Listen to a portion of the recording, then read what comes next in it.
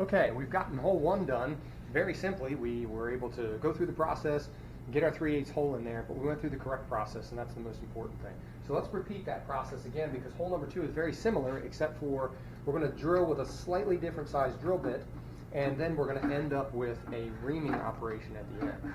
Okay, so I'm going to start out here with, remember, my center finder, and this is how I'm going to line up the chuck, or the spindle, if you would, with that center mark that I've made.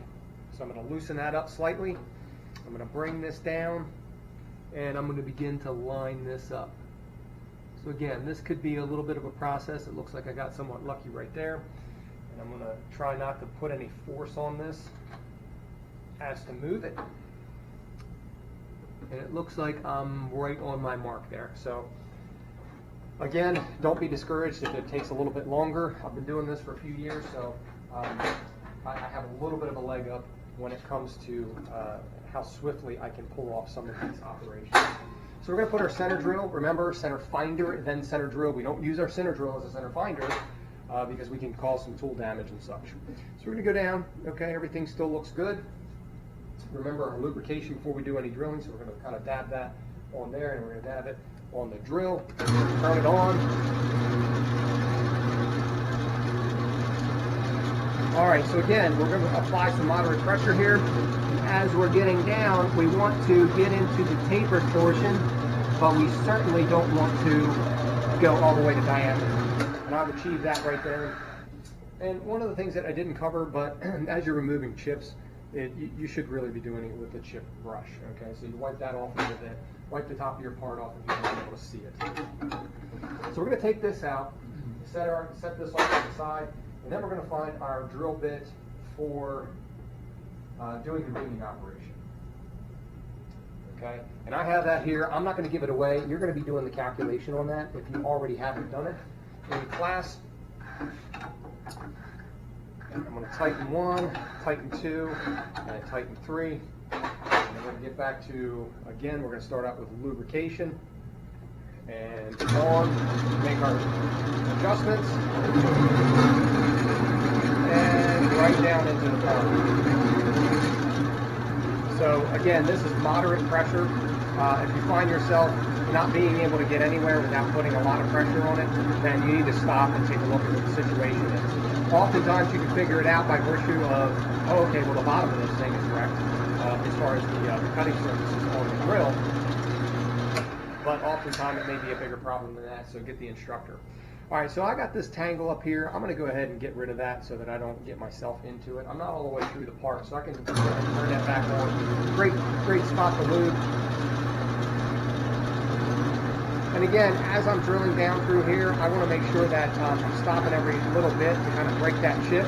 And I'm also I'm seeing that I'm getting kind of deep, and I'm feeling for the pressure to feel like it's backing off and getting easier, and I want to get a little easier with that part and make sure that I'm going through. Clean that off.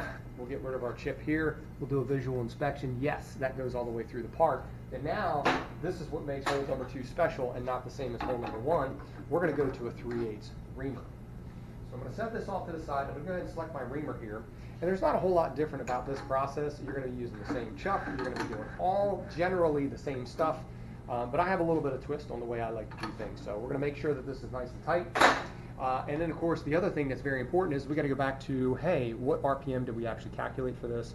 And I see that that is a little different than what I have up here right now. So I'm going to go ahead and turn the spindle on. And now that it's on, I'll be able to take this RPM down to about where it's going to run. It's a third of what the other RPM is for the major drill size. I'm going to make sure that I have some lubrication on this. Okay, it doesn't have to be dripping, but it has to be on there. And what I'm going to do is just a nice even pressure. And I'm going to roll right down into this part until I'm done. And then I'm going to hit, once I'm down below the surface, I'm going to stop and I'm going to go ahead and pull this out. The reason being is because sometimes what will happen is you'll end up getting some chips on here because they don't exit the same way as a drill bit does. And as they get drug around in there, sometimes it can make your hole bigger than it otherwise should be. Okay? So again, you just want to verify that you've been all the way down. It's there's other ways to be able to do that, but in this particular case, I could feel when the pressure let off, And so I knew I was all the way through. I went in and stopped the spindle and brought that back out. So that right there concludes the drill press portion of this. And again, the cleanup is going to be your tip brush. It is very important to keep everything clean, okay, and wipe down for the equipment for others, and also for the longevity of the tools. And if they were your tools, you definitely want to do the same. So speaking of tools, we're going to go ahead and we're going to remove the cutting tool, okay, prior to getting our hands in there and start taking this out. If we go and move in, then we can run our hands across the tools and tear them up. So now that we're confident that we're done with this particular portion, now we can go ahead and release it from the vise. And then what that does is that gets us to a spot to where we don't have to reset everything back up, just to make a small little adjustment on something that would have been easier to do while it was in the machine.